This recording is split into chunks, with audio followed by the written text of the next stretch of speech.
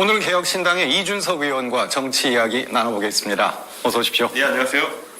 먼저 요즘 언론에서 주목 많이 받고 계신데요. 네. 내년에 조기 대선이 치러지면 대선에 출마하겠다 생각은 확고하신 건가요? 어떻습니까? 아무래도 개혁신당이 이제 당이 생긴 1년 정도 지났는데요. 개혁신당은 이 윤석열 대통령의 계엄 사태, 그리고 탄핵 사태에 자유로운 그런 정당으로서 네. 지금 뭐 세상에 민주당이 하는 정책이 모두 옳은 건 아니지 않습니까? 그런 상황 속에서 저희 개혁신당의 역할이 충분히 존재한다. 그래서 대통령 선거에 참여해서 저희가 저희 정책을 이야기하고 그리고 당세도 확장해야 되는 필요성이 있다. 이렇게 말씀드리겠습니다. 네.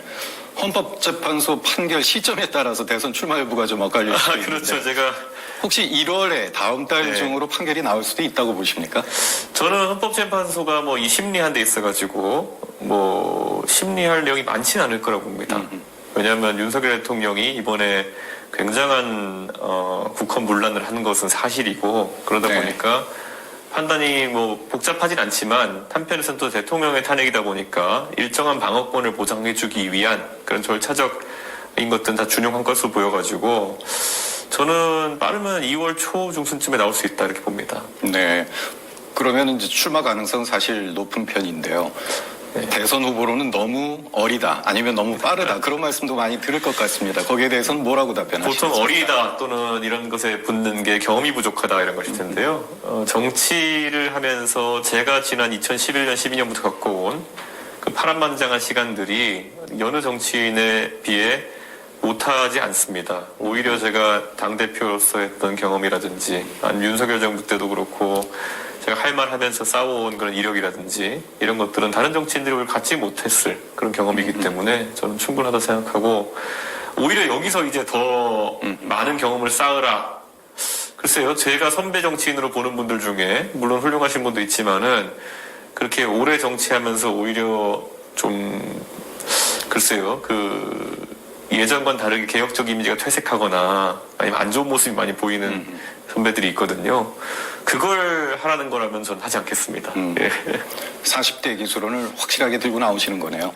그렇죠. 그리고 제가 40대 기술론 얘기할 때는 김영삼 대통령이 40대 기술론 들고 나오셨을 때가 71년도였습니다. 71년도인데 그때가 이제 사실 박정희 대통령이 제3공화국으로 경제발전 어느 정도 이룬 뒤에 그 다음에 대한민국의 진로를 가르는 중요한 시점이었는데 거기서 40대 기술론이 나왔을 때 물론 이제 나중에 최종적으로 김대중 대통령이 후보가 되시긴 했지만은 그 구 정치인들이 그걸 짓밟기 위해서 했던 말이 뭐냐면은 구상유치 뭐 이런 거거든요. 네. 네. 그리고 뭐 정치적 미숙아 소리 같은 것도 하고 이랬는데 저는 그때가 대한민국에서 중요한 분수령했던 게 만약에 70년대 초에 이제 그 전체주의적 분위기에서 일제 생산 이런 걸 하던 분위기에서 벗어나서 71년도에 이제 민주주의와 함께 좀 더 창의성 있고 그리고 다양한 의견이 받아들여지는 경제 발전이 이루어졌으면은 글쎄요, 저는 좀 다른 상황을 우리 겪고 있지 않았을까라는 생각도 합니다. 왜냐하면 그 뒤에도 뭐 결국 나온 건 유신이고 유신이 종결되고 나중에 잠깐의 해빙기를 겪은 다음에 또 12.12 때문에 신군부를 겪으면서 이 좀 일방주의적이고 전체주의적인 분위기가 한 20년 더 간 거거든요. 네. 근데 저는 대한민국이 겪어보지 않아서 그렇지만은 만약에 70년도에 좀 더 젊은 분위기로 흘러가고 그랬다면 지금보다 나았을까 못했을까. 그런데 저는 충분히 의미 있는 변화였을 것 같거든요. 근데 지금도 네. 마찬가지입니다. 대한민국에서 산업화 세력이 그리고 민주화 세력이 각각 번갈아 가면서 집권한 한계성이 드러나고 있는 거거든요. 지금 우리 지도자들이 이제 어떤 사람이 등장해야 되느냐 한번 다시 짚어볼 때가 아닌가 싶습니다. 네.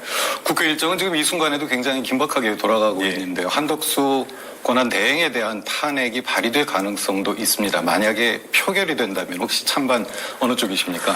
그 두 가지가 더 존재합니다. 결국 지금 이 내란 혐의에 대한 수사나 이런 것이 원활하게 진행되기 위해서는 한덕수 총리님이 조금 더 전향적으로 판단해 주셔야 되는데 그러지 못하니까 범야권에서는 이제 탄핵을 하려고 하는 것인데 사실 윤석열 대통령의 반헌법적 그런 어떤 계엄에 대한 지금 치죄를 하고 있는 것이거든요. 근데 굳이 따지면은 우리가 탄핵이라는 제도는 뭔가 누가 나쁜 일을 저질렀을 때 그에 대한 정치적 심판을 하는 거거든요.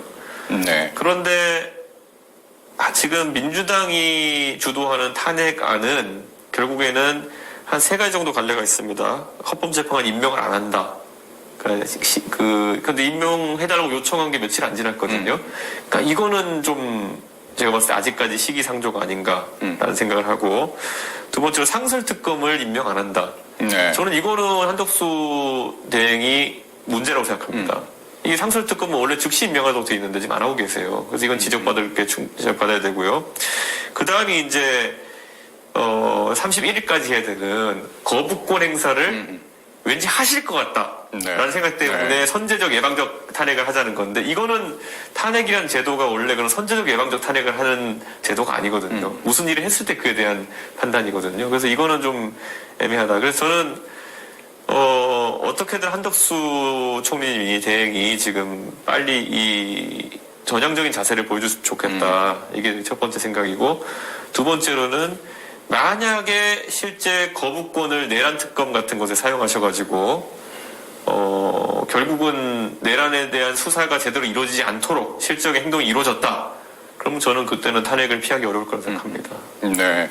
12.3 계엄이나 내란 사태에서는 한 총리의 책임이 분명히 있다고 보시는 건가요? 저는 그날의 진실, 그러니까 12월 3일에 예를 들어 한덕수 총리가 국무회의를 열자라고 했다는 것이, 그게 계엄을 예를 들어 추인하기 위한 국무회의인지 아니면 국무위원들이 와가지고 이 좀 막 나가는 대통령을 막아보자고 한 취지인지, 이런 것들이 아주 미묘한 차이지만 그에 따라서 판단이 달라질 수 있는 거거든요. 저는 그런 것들의 진실이 좀 나와야 되지 않을까라는 생각을 합니다. 이제 산발적으로 나는 뭐 막으려고 했다 뭐 이런 말인데, 그걸 다 수사를 통해 가지고 결과를 내야 아마 한덕수 총리님이 그러면 거기서 어떤 입장이었는지를 저희가 정확히 알 수 있을 것 같습니다. 네. 대통령이 공수처 소환이나 응하지도 않고 수사에도 협조를 하지 않고 하는 상황, 이런 상황에 대해서는 어떻게 생각하십니까? 저는 제가 양비론을 싫어하지만은 대통령이 지금 이런 중차대한 상황에서 수사를 안 받겠다라고 회피하는 것, 이거는 대통령 본인이 스타 검사 출신인데, 본인이 예를 들어 본인이 지금 만약에 다른 정권에서 내란 수사를 하는데 이런 대통령 수사할 기회다? 윤석열 검사 스타일로는요, 매일 언론전하고 압박하고 했을 거예요. 근데 본인이 이제 수사받을 대상이 되니까 이렇게 소극적으로 나선다? 아, 정말 내로남불입니다. 그리고 한편으로는 이게 많은 비판을 받아야 되는데도요, 지금 제1야당 대표인 이재명 대표가 본인의 그런 어떤 재판 절차를 지연시킨다는 그런 의심받고 있거든요. 뭐, 두 분 다 사실 거처가 명확하고, 아니 윤석열 대통령 한남동 어디 사는지 다 국민들이 알고, 그리고 이재명 대표 국회에 매일 출석하시고, 그리고 국회 사무실 번호도 다 아는데 이런 문서 수발을 거절해가지고 지금 절차가 지연되고 있다? 부끄러운 겁니다. 그래가지고 제가 그때 좀 엄중하게 좀 제가 표현하려고 했던 것이, 반헌법적인 대통령에 대한 이런 징벌적 조치들 하고 있는 상황 속에서 저는 이런 쓰레기처럼 표현했는데, 이런 대통령이 만약에 물러나는, 그래서 조기 대선이 이루어진다면은 그 다음에 오는 사람은 다른 전문성 이런 것보다 우선 헌법을 수호하겠다는 의지가 있어야 되는 거 아니냐. 그러면 지금 이재명 대표 같은 경우에는 본인이 여러 가지 지금 뭐 대여섯 가지 재판을 받고 있으니까 만약에 본인이 어떻게 빠른 절차를 통해서 빨리 대통령이 되면은 그런 법적인 책임을 안 질 수 있다라는 생각에 이렇게 하는 거라면 그것조차도 반헌법적입니다. 법은 모든 사람 앞에 평등하고, 대통령에게 헌법상 불소추 특권을 주는 이유는 재임 중에 하는 여러 일에 대해 가지고 누가 막 고소고발 남발하면은 그게 임기 중에 일 처리하기 힘드니까 그동안 그런 걸 막아달라는 거지, 이재명 대표가 지금 재판받고 있는 여러 가지 취임하기 전에 그런 혐의들 이런 거에 대해 가지고 방탄을 칠하는 그 헌법상의 취지가 아니거든요. 그러니까 그것도 저는 만약 그런 용도로 사용한다면 반헌법적이라고 생각하는 겁니다. 대통령은 지금 어떤 전략이라고 보십니까? 저는 대통령이 전략을 세우기 전에 과연 제정신으로 돌아왔느냐? 왜냐하면 우리가 이 헌법에 대한 중대한 위반이 이번 계엄을 놓고 보면은 첫째로선 망상계엄이다. 그리고 너무나도 허술한 그런 어떤 작전 계획이 아니었나. 뭐 꾸역꾸역 하려고 했던 건 많은데 이게 말이 되는 것이냐. 이런 인상을 받거든요. 저는 대통령이 음모론에 빠지고, 지금도 아마 제가 이런 얘기를 해요. 대통령이 뭐 제가 알기로는 레거시 미디어, 그러니까 방송이나 신문 중에서 오랜 업력을 가진 곳들의 그런 기사를 보고 사리 판단한다기보다는 그저 그냥 유튜버들 방송하는 거 스마트폰으로 보고 이렇게 판단하신다라는 얘기 많은데 그 스마트폰에 유튜브 알고리즘이라는 게 있잖아요. 네. 한 번 그런 쪽에 빠지게 되면은 그런 내용만 뜨는 겁니다. 그렇죠.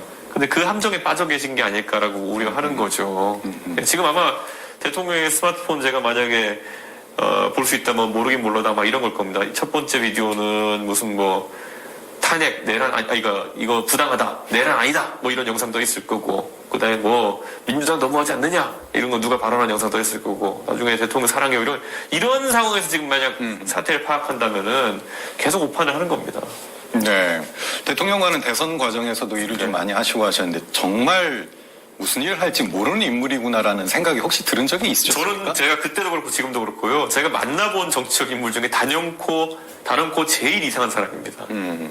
그래서 제가 당대표로서 이제 선거를 이겨야 되는 막중한 책임을 가지고 일을 하고 이렇게 기획도 하고 하는데 매번 어쩌면 그렇게 청개구라 같이 안 되는 방향으로 판단을 하며 또 고집은 세고 그리고 나중엔 저한테 오히려 본인이 문제를 일으킨 다음에 저한테 책망하는 경우도 있고 그래서 그때 제가 대통령 선거 기간 중에 제가 이렇게 못하겠다 해가지고 2번이나 당무를 내려놓은 거 아닙니까?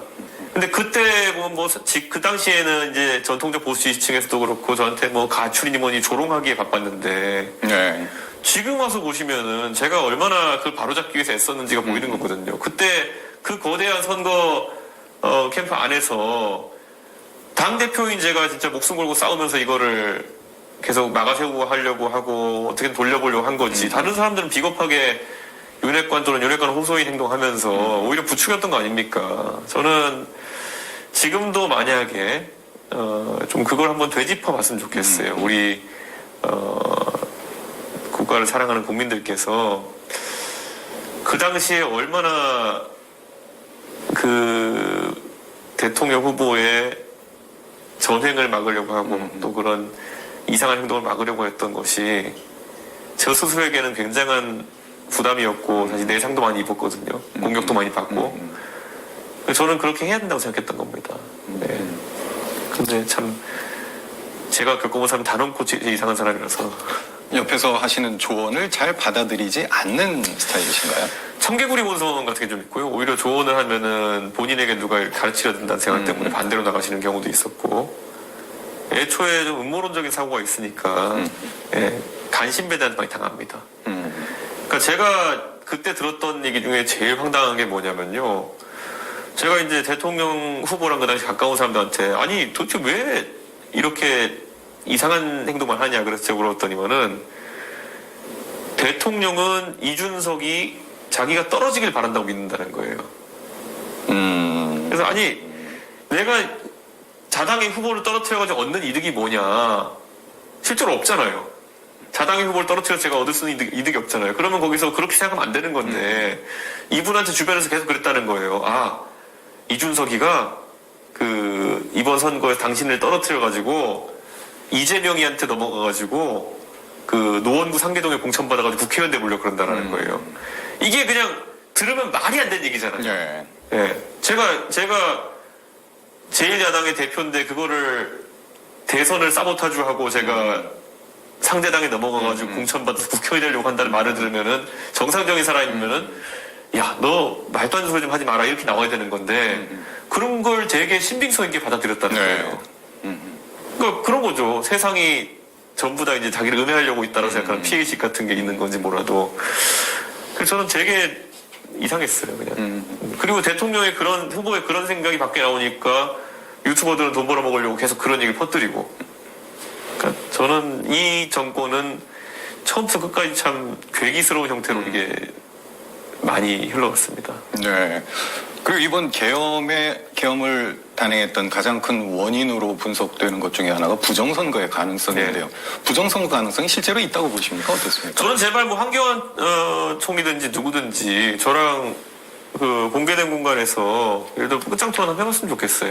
왜냐면 제가 몇 번 했거든요, 이미. 네. 그런데 이분들은 계속 말을 만드세요.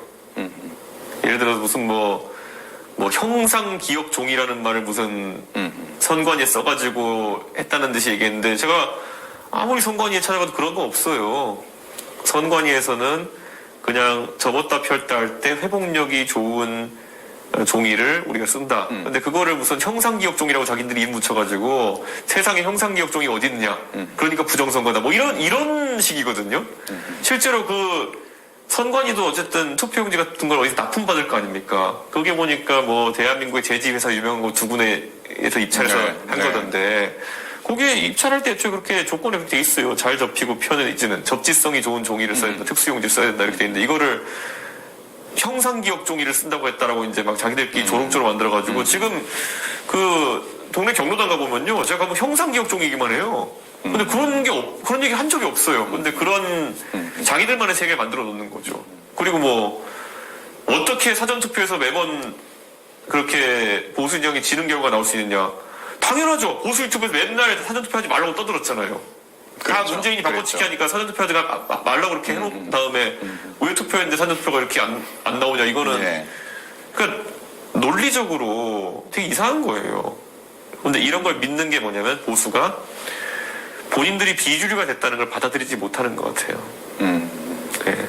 옛날에 이제 그 인구 구조상 또는 지역 구도가 셌을 때 그때 뭉치면 무조건 보수가 한 60%를 차지하는 그런 시기에 정치하고 살아왔던 지금의 60대, 70대는 믿기지가 않는 거죠, 지금. 지금의 세대 구도화에서 어떻게 다 뭉쳐서 1대1로 붙었는데 어떻게 우리가 질 수 있냐. 네. 근데 그거는 이미 2012년에 박근혜 대통령이 당선된 이후로 계속 그래왔어요. 네. 제가 제일 놀라운 게 뭐냐면 박근혜 대통령 이후에 박근혜 대통령이 물러난 다음에 전국 단위 선거를 이긴 당대표는 이준석밖에 없어요. 보수 진영에서. 네. 그러니까 이준석의 방식 빼고는 다 진 거죠. 황교안 대표가 얘기했던 것처럼 보수라고 하는 사람 다 끌고 모아가지고 통합론으로 가서 뭐 미래통합당이라 만들어서 한다 안 되잖아요. 홍준표 대표처럼 그 당시 2018년 지선처럼 이념 강화로선 안 되잖아요.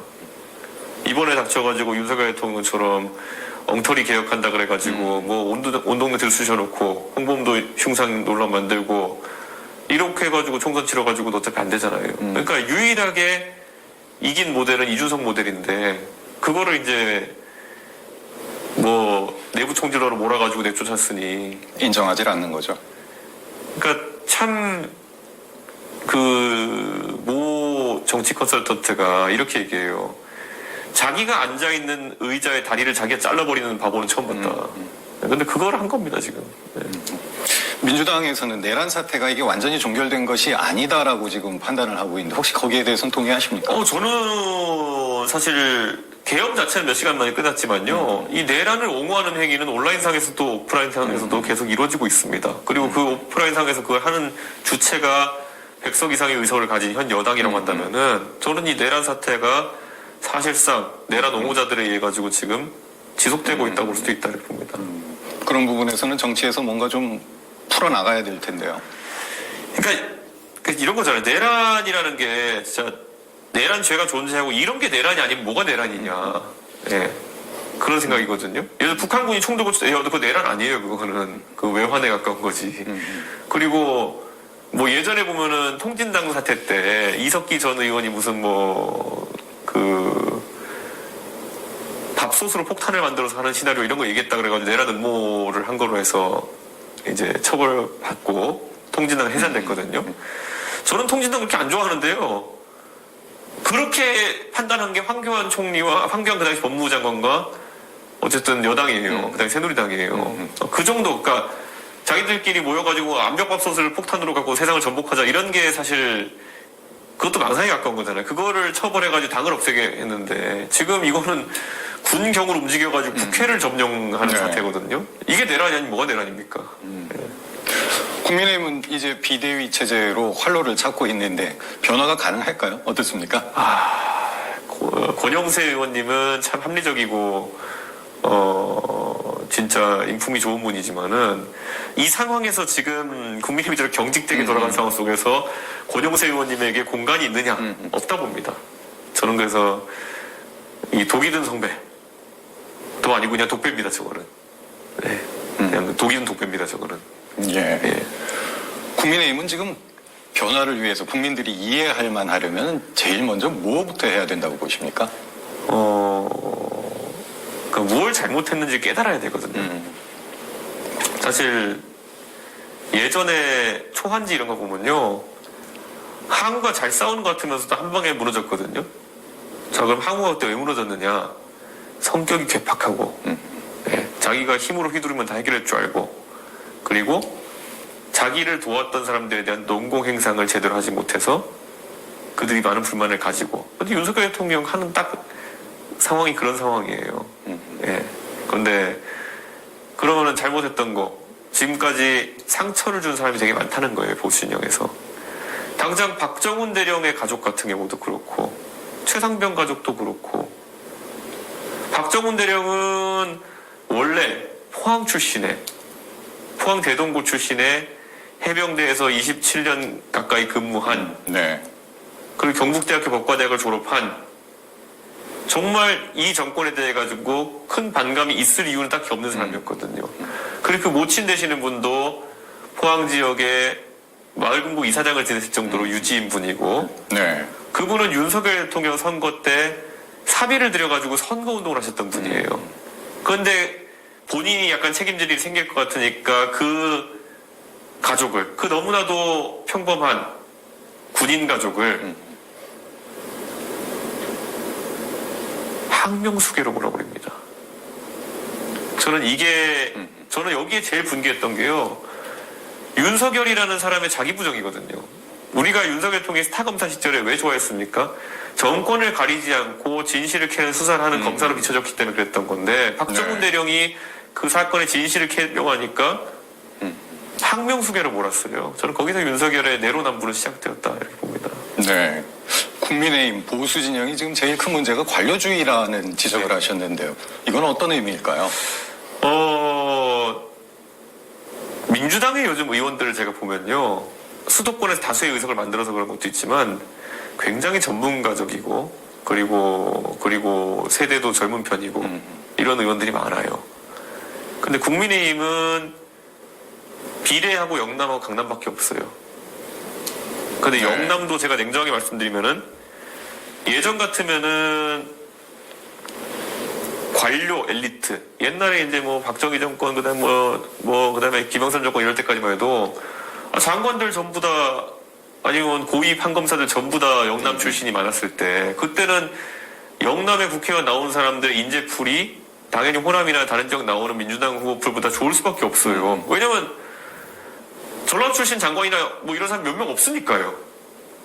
그런데 그래서 보수 국회의원이 많이 나오면 그때는 엘리트성을 바탕으로 해가지고 저 민주당에 있는 그런 역동성이라는 걸 상대했던 것이 지금까지 보수 정치였다면은, 지금 많이 바뀌었죠. 물론 저도 부산 지역에, 경남 지역에도, 대구에도 저랑 친한 의원님들, 국민의힘 의원들 많지만은, 옛날과 달리 엘리트성이라기보다는 그 부산 지역의 지역 정치에서 올라오신 분이 많아요. 뭐 네. 시의원 다선하시고 네, 오신 네. 분들, 이런 분들. 그러니까 괴가 완전히 바뀐 거죠. 근데 그게 보수 입장에서는 엘리트성보다는 지역 밀착성으로 간 건데, 그게 뭐 지역 정치에서는 좋을지 모르겠지만은 서울에 올라오는 순간 수도권 중심으로 당선된 민주당 엘리트 정치인들과 붙었을 때 네. 그렇게 인상적이지 못한 거죠. 민주당 역시 변화가 필요하다는 이야기도 많이 하시는데 뭐가 제일 문제라고 보십니까? 저는 이런 생각해요. 지금 산업화 세력이 이제 고루하고 낡아 보여가지고 이꼴난 것도 있는데, 보수가. 네. 저는 민주화 세력도 끝까지 선악군을 놓지 않으려고 하는 것 같아요.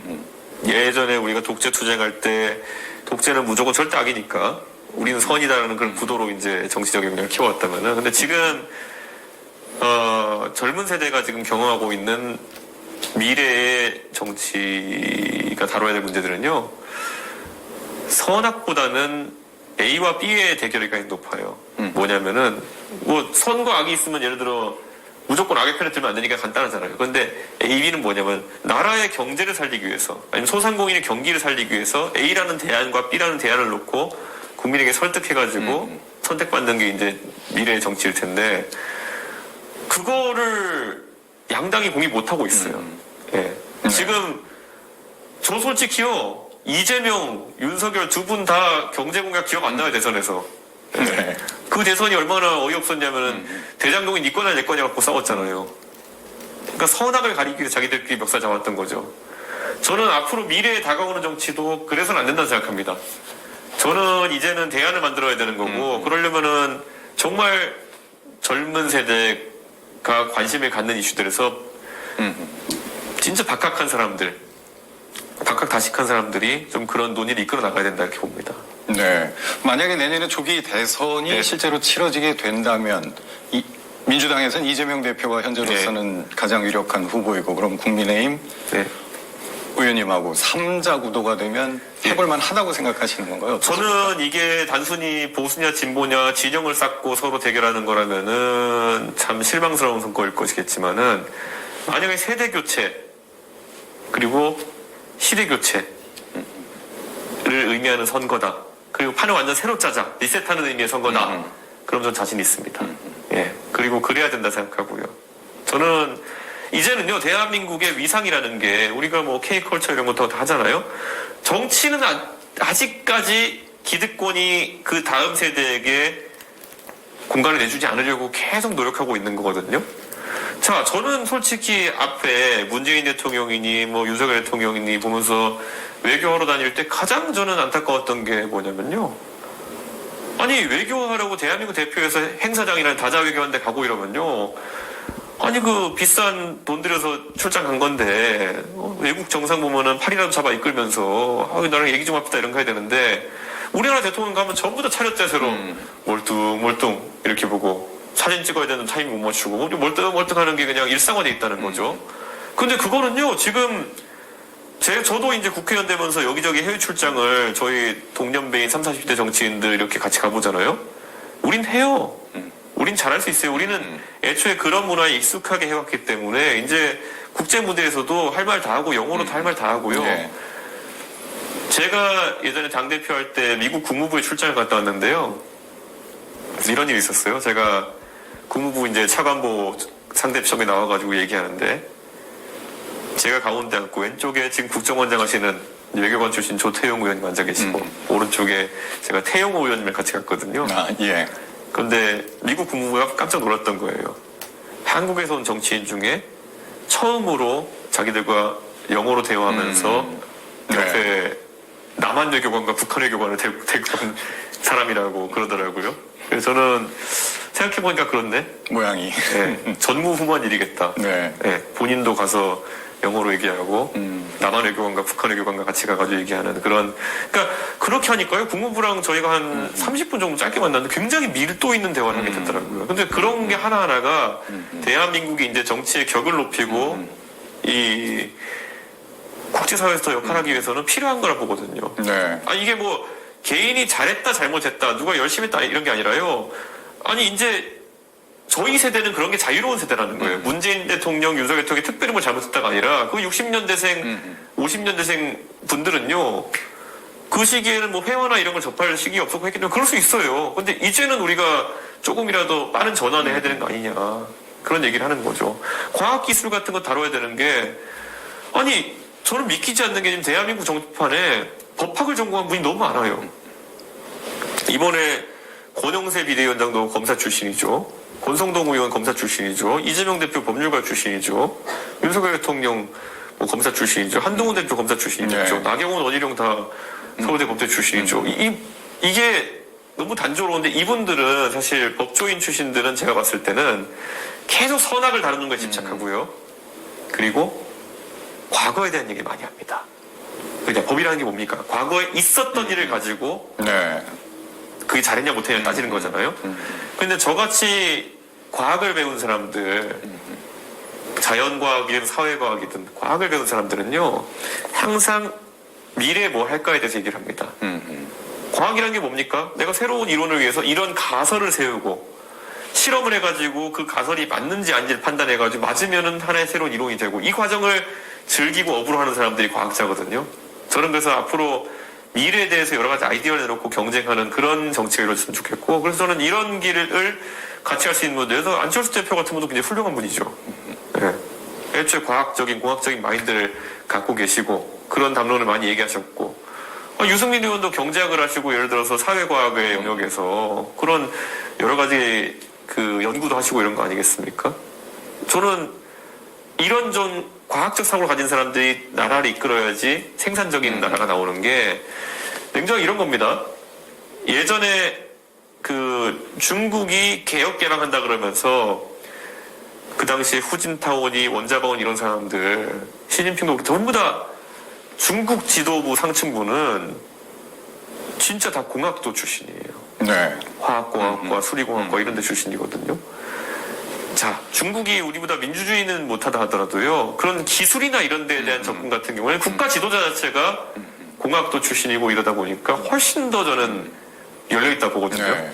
윤석열 대통령은 오자마자 그 보면서 R&D에서 삭감하고 이런 게 본인이 그 R&D의 가치 같은 것도 이해 못하고 연구하는 것, 연구의 성과 날 수도 있고 안 날 수도 있고 그런데 그걸 비율을 보는 거거든요. 저는 이런 완전한 전환이 이루어지지 않으면 대한민국 위험하다 이렇게 봅니다. 네.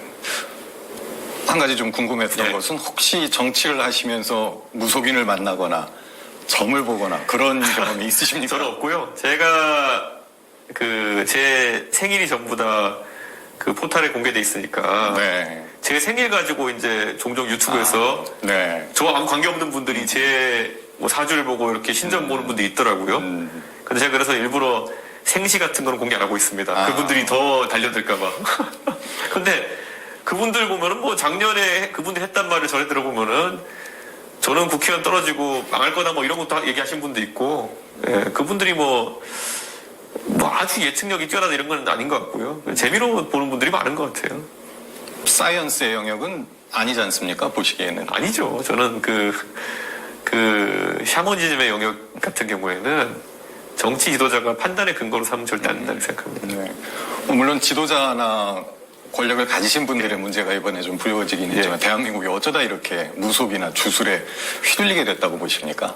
저는 결국에는 그 논리적이고 이성적인 사고는 어느 정도 학습이 돼야 되는 거거든요. 사실 무속도 그렇지만 지금 부정선거 같은 음모론 믿고 이렇게 돌아다니는 사람들 기초적인 논리에 대한 개념 자체가 약한 거거든요.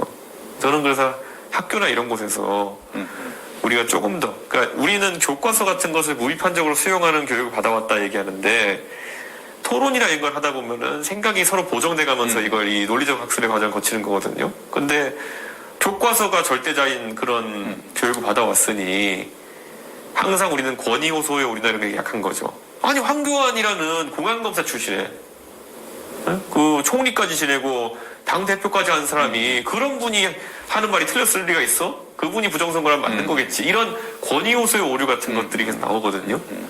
저는 그런 걸 막기 위해서라도 치열하게 논리에 대한 개념 자체는 좀 국가교육 내에서 했으면 좋겠습니다. 개혁신당은 지금 정국에서 좀 어떤 역할을 더 할 수 있을까요?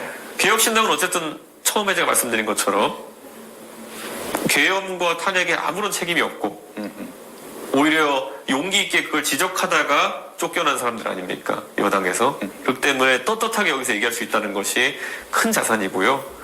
두 번째로는 저희가 국회의원이 셋인데요. 저는 80년대생입니다. 네, 그렇죠. 그렇기 때문에 저희는 아까 말한 것처럼 트렌드에 맞춰갈 수 있는 그런 정당이기 때문에 저는 그런 부분에 있어서 저희 가치가 명확하다. 다가오는 조기 대선에서도 저는 그런 것들이 강점이 될 것이다. 네. 저희 정책면에서도요. 저희가 이런 거 보세요. 노인 무임승차를 한번 건드리자 이런 거. 네. 그거 제가 얘기했을 때 뭐 노인 갈라치기냐 이런 얘기했지만요. 글쎄요. 이미 찾아온 현실인데 다들 외면하고 있는 거예요. 저거 말해서 괜히 욕먹지 말자 이런 거. 전국에서 가장 먼저 노인 무임승차가 사라진 지하철이 부산 김해 경전철입니다. 왜 그렇겠어요? 그 강서구와 그리고 또 이렇게 김해까지 가는 사상에서 강서 김해 거치는 그 라인이 사실 노인 무임승차를 유지하고는 도저히 운영이 안 될 정도로 네. 고령화가 심해졌다는 거잖아요. 그걸 가장 먼저 노인 무임승차가 사라진 그 부산에 우리 국민들이라면은 이런 이슈가 얼마나 가깝게 우리들 곁에 왔는지를 잘 아실 것이라 이렇게 생각합니다. 부산도 이제 보면은 뭐 앞으로 지하철이 더 확충되고 뭐 도시철도 뭐 하단선 이런 거 다 들어갈 텐데요. 냉정하게 그런 문제 다뤄야 될 거거든요. 안 그러면요, 결국엔 경제활동을 하는 오히려 젊은 인구에게 그 부담이 가중되게 되면은 경제 자체가 이제 또 영향받을 수 있습니다. 부산 지하철 요금이 나중에 만약에 그 무임승차나 이런 거 제때 손질하지 않아가지고 편도 2,000원 돼버리면은 부산 사람들은 어떻게 합니까, 그거는? 사실 부산 지하철 요금이 서울 지하철 요금보다 비싼 시기가 있지 않았습니까? 거의 항상 그렇거든요. 그리고 저희가 보면서 부산이 제일 취약하기 때문에 그런 일이 일어나는 건데, 네. 저는 부산 경남의 시민들께서도 그런 부분 좀 봤으면 좋겠고요. 하다못해 이런 것도 있어요. 우리 사회제도 중에 예를 들어서 이혼제도나 이런 것들도 바꿔야 되거든요. 최태원 노소영 부부의 이혼 소송이 정말 세기의 이혼이라고 얘기 나오면서 아직까지 재판이 이어지고 있는 거. 재벌 총수마저도 본인이 어쨌든 이혼을 하기 저렇게 힘들다라고 하는 거 아닙니까? 근데 옛날처럼 이혼이 흠결도 아니고, 옛날에 이혼을 하기 어렵게 만들어 놓은 거는 예를 들어 그 당시에 남성들이 경제권이 많았으니까 네. 남자들이 바람피고 돈 한 푼 안 주고 여성 내쫓고 이런 것들을 막기 위해 가지고 여성의 권리 보장을 막기 위해 가지고 우리가 민법상 이혼을 어렵게 만들어 놓은 게 60년대 70년대 법칙이었다면은 이제는 여건이 신장하고 여성도 충분한 경제권을 가지고 이런 상황에서 유책 배우자 따지고 이런 것보다는 빨리 좀 실패한 결혼은 물리고 또 다른 새로운 결혼을 해가지고 또 다른 가정을 꾸리고 이런 것들이 촉진돼야지 오히려 지금의 출산율 문제나 이런 것들도 해소될 수 있는 거거든요. 실질적으로 혼인관계가 파탄난 상황 속에서 이혼이 안 된다? 그래가지고 예를 들어서 애매한 관계 유지한다? 그러다가 사실 최태원 회장 같은 분도 혼외자 출산을 한 거 아닙니까? 저는 근데 이런 것들이 사실 꼭 다뤄줬어야 되는데 어느 정당도 용기 있게 못 다루는 겁니다. 저는 개혁신당은 그런 저희가 개혁이라는 이름을 달고 있는 이유는 용기 있게 하겠습니다. 저희는. 예. 2024년 전국은 이렇게 좀 혼란스럽게 마무리되고 있는데 새해 전국은 혹시 어떤 변화가 있을지 어떻게 좀 예상하십니까? 저는 빨리 탄핵 절차가 마무리돼야 된다. 윤석열 대통령은 나름 방어권을 행사하고 싶겠지만은 이미 국가 경제, 뭐 거시 지표들, 뭐 환율 이런 것들이 버티기 어려운 수준입니다. 네. 저는 윤석열 대통령이 뭐 만약에 내일이라도 하야한다 그러면은 이 갈등이 빨리 종식될 수 있는데 뭐 하야하면 제가 나이가 돼서 대선 못 나가고 이런 얘기 하는 분도 있는데요. 전혀 상관없습니다. 저 대선 안 나가도 되고요. 대한민국이 빨리 안정화되는 것이 중요하고 저는 정치인의 한 사람으로서 그게 훨씬 중요하지 제가 무슨 대선 나가고 이런 거는 5년 뒤에 나가도 됩니다. 그거는. 그러니까 빨리 국민 여러분께서도 지금도 이미 그러시지만은 더더욱 빨리 이 문제 해결될 수 있도록 그 의사를 모아주셨으면 좋겠다. 그런 생각입니다. 새해에는 정치가 국민들을 좀 기쁘게 해주는 그런 해가 되면 좋겠습니다. 오늘 바쁘신데 출연해 주셔서 고맙습니다. 예, 감사합니다.